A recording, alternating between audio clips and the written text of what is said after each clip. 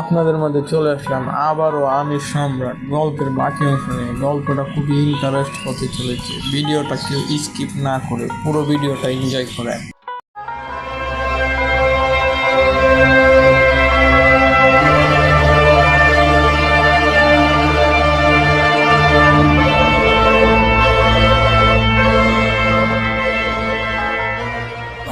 Bring from cling cling what swaha.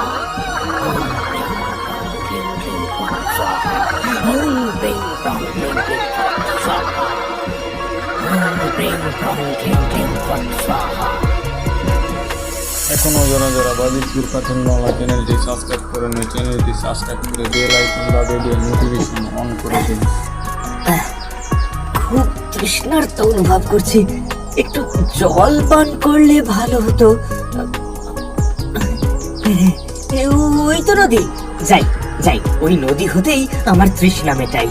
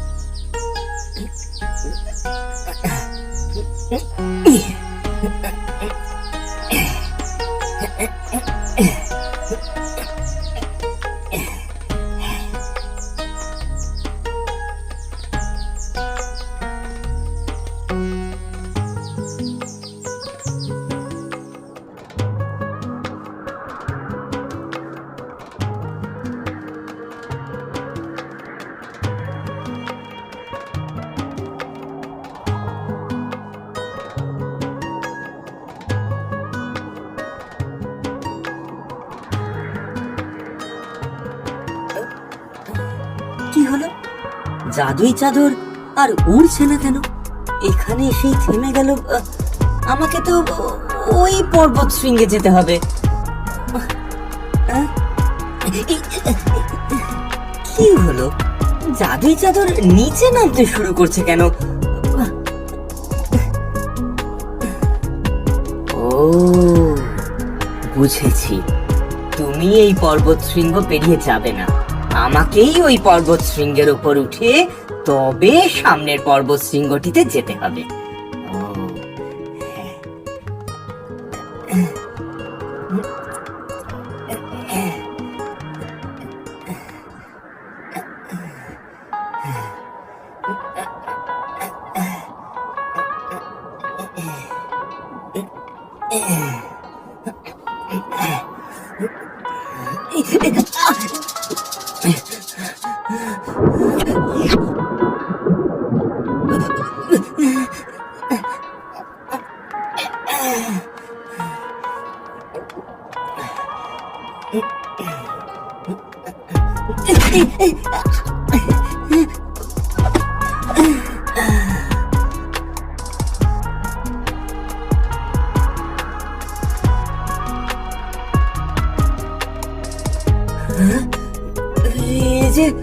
এই যে সামনে বিশাল খাদ, কি করে ওই পর্বতের দিকে যাব?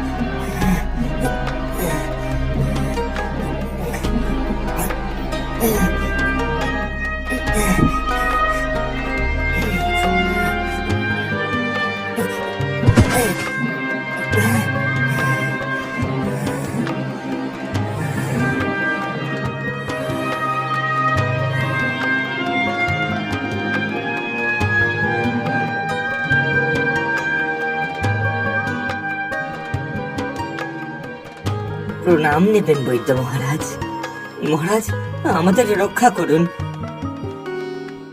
রাজা বলরামচন্দ্রের রাজ্যে সমস্ত প্রজারা ভয়ঙ্কর মারণ রোগে আক্রান্ত। আপনি তাদের বাঁচান। আপনি রোগ নিরাময়কারী মহৌষধি দিন আমায়। বৎস, আমি সব জানি। তুমি খুব কষ্ট করে জীবনের ঝুঁকি নিয়ে এই পর্বতে আরোহণ করে আমার সমীপে এসেছ। আমি তোমাকে পরীক্ষা করার উদ্দেশ্যে তোমার জাদুই চাদরকে নিষ্ক্রিয় করে দিয়েছিলাম। তুমি সেই পরীক্ষায় উত্তীর্ণ হয়েছ। আমি খুশি হয়েছি। বাদুর রাক্ষসকে তন্ত্র সাধক শায়িত করে রেখেছেন। আর চিন্তিত হওয়ার কোনো কারণ নেই। আমি সঞ্জীবনী মহৌষধি তৈরির উপকরণ তোমায় প্রদান করব। তুমি সেই সমস্ত উপকরণ দ্বারা আমার নির্দেশিত পদ্ধতির মাধ্যমে মহৌষধি তৈরি করে সকল আক্রান্তদের পান করালেই তৎক্ষণাৎ তাদের মারণ রোগের নিরাময় ঘটবে। তারা আরোগ্য লাভ করবে। আমার সাথে এসো বৎস।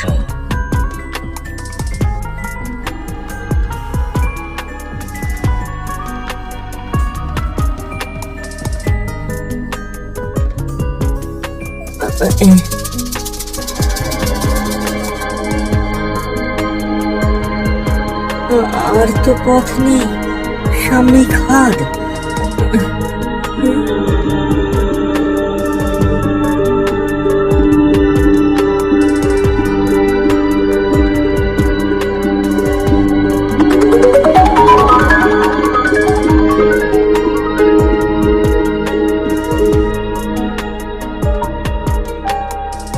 এখনও যারা যারা বাজিতপুর কার্টুন বাংলা চ্যানেলটি সাবস্ক্রাইব করেনি, চ্যানেলটি সাবস্ক্রাইব করে বেল আইকন বা বেল নোটিফিকেশন অন করে দিন।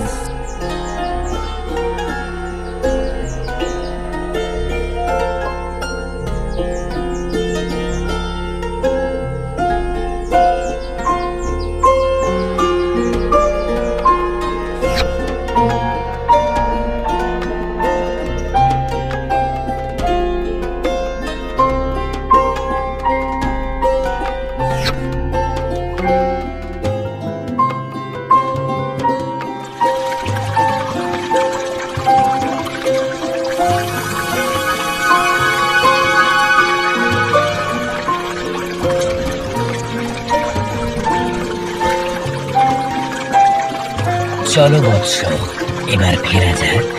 হ্যাঁ মহারাজ, চলুন।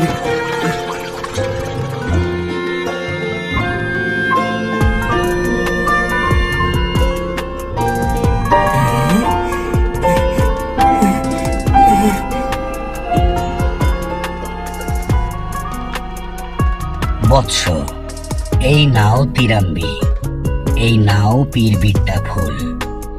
এতে আছে রাকিবা ঝর্ণার পবিত্র জল। তুমি তিরাম্বি উদ্ভিদের মূলগুচ্ছ পীরবিট্টা ফুলের পুংকেশর নিয়ে ভালো করে কোষ্টি পাথরের পাত্রে পিষ্ঠ করে ভেষজ মণ্ডটি রাখিবার পবিত্র জলে মিশ্রণ করে সঞ্জীবনী মহৌষধি প্রস্তুত করে সেটিকে 7টি গাভীর দুগ্ধে মিশ্রিত করবে। তারপর অসুস্থদের ওই মহৌষধি কয়েক ফোঁটা করে পান করিও। তাহলে সকলেই এই মারণ রোগ হতে আরোগ্য লাভ করবে। অসংখ্য ধন্যবাদ মহারাজ অশ্বিনীদেব, অসংখ্য ধন্যবাদ। এই নাও বিশেষ বস্ত্রখানি। তুমি স্নান করা শুদ্ধ শরীরে এই বস্ত্র পরিধান করে মহৌষধি প্রস্তুত করো। তুমি এখন এসো, কাল বিলম্ব করো না। আর হ্যাঁ, যাওয়ার সময় তুমি তোমার জাদুই চাদরে করে যেতে পারবে। প্রণাম মহারাজ। কল্যাণ হোক।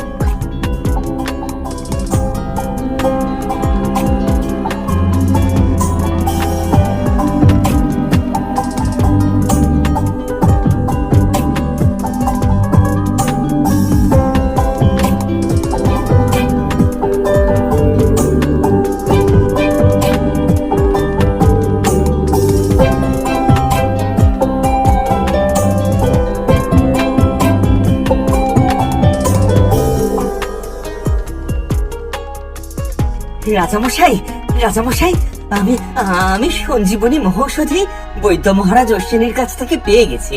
এছাড়াও আমার 7টি গাভীর দুধ ও একটি কোষ্টি পাথরের পাত্র প্রয়োজন মহৌষধি প্রস্তুত করতে। আপনি সেনাপতিকে আদেশ দিন সকলকে জানিয়ে দিতে, যাতে আক্রান্ত সকলেই অতি সত্বর আপনার দরবারে এসে জমায়েত হয়। আমি স্নান সেরে এখনই মহৌষধি প্রস্তুত করছি। হ্যাঁ কাঠুরিয়া, তুমি শুরু করো। সেনাপতি, আদেশ করুন মহারাজ। তুমি সকল প্রজাবৃন্দকে যত শীঘ্র সম্ভব এখানে আসতে বলো। তারপর কাঠুরিয়া বৈদ্য মহারাজ অশ্বিনী দেবের নির্দেশিত পদ্ধতিতে ও তার প্রদান করা পবিত্র বস্ত্র পরিধান করে মহৌষধি প্রস্তুত করল। আর সেই ঔষধ রাজার বদ্যী কবিরাজদের দ্বারা সকল আক্রান্ত প্রজাগণদের বিতরণ করা হলো। আর সেই মহৌষধ পান করা মাত্রই সকলেই আরোগ্য লাভ করল এবং সমস্ত রাজ্য মহামারী মুক্ত হলো। এদিকে কাঠুরিয়াও রাজার অনুমতি নিয়ে সারসবউয়ের জন্য মহৌষধি নিল। তারপর রাজামশাই কাঠুরিয়াকে বললেন, তুমি এই রাজ্যের জন্য যা করলে তার জন্য আমরা কৃতজ্ঞ। আমার পক্ষ থেকে সামান্য কিছু স্বর্ণমুদ্রা ওই পোশাক উপহার হিসেবে গ্রহণ করো। আমায় মার্জনা করবেন রাজামশাই। উপহার স্বরূপ এই স্বর্ণমুদ্রা আমি গ্রহণ করতে পারবো না।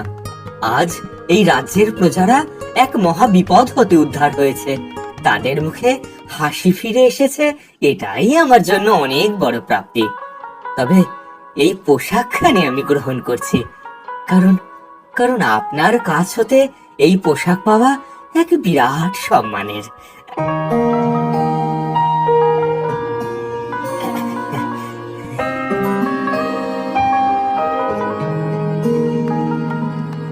এখনো যারা যারা বাজিতপুর কার্টুন বাংলা চ্যানেলটি সাবস্ক্রাইব করেননি, চ্যানেলটি সাবস্ক্রাইব করে বেল আইকন দাবিয়ে নোটিফিকেশন অন করে দিন।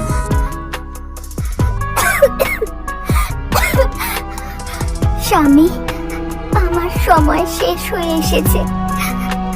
তুমি তুমি এখনো এলে না।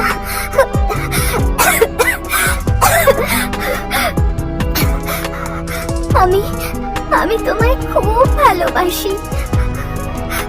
আমি যেন পরের জন্মে মানুষ হয়েই জন্ম নিই, আর কাঠুরিয়াকে পুনরায় আমার স্বামী রূপে পাই।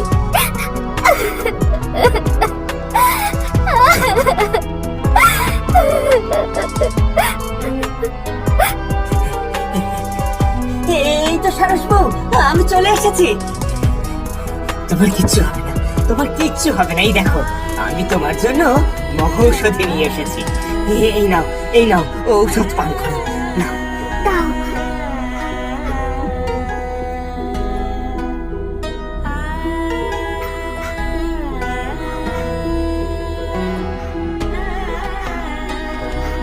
স্বামী, আমি আমি সুস্থ বোধ করছি। আমি একদম সুস্থ হয়ে গেছি। তোমাকে তোমাকে অসংখ্য ধন্যবাদ। দূর পাগলি, ধন্যবাদ নয়, আমি তোমার মিষ্টি একটা হাসি চাই। কিন্তু বাদু রাক্ষস যদি আবার আমাকে... না না সারসবউ। না বৌমা, তেজস ঠিকই বলেছে।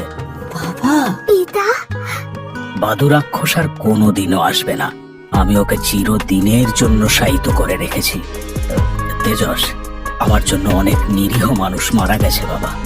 আমি অনেক বড় অন্যায় করেছি, তাই আমি স্বেচ্ছায় রাজা বলরামচন্দ্রের কাছে শাস্তি ভিক্ষা করব। বৌমা, আমার জন্যই তোমাকেও শারীরিক অসুস্থতা ভোগ করতে হয়েছে। তার জন্য পারলে আমাকে ক্ষমা করো। আসি। তারপর কাঠুরিয়ার পিতা তন্ত্র সাধক রাজা বলরামচন্দ্রের কাছে আত্মসমর্পণ করলেন। রাজার বিচারে তার 5 বছরের জন্য কারাবাস হলো। সারসবউ, আমরা আমরা আবার সুস্থ শরীরে মনের আনন্দে এক প্রেমময় জীবন কাটাবো।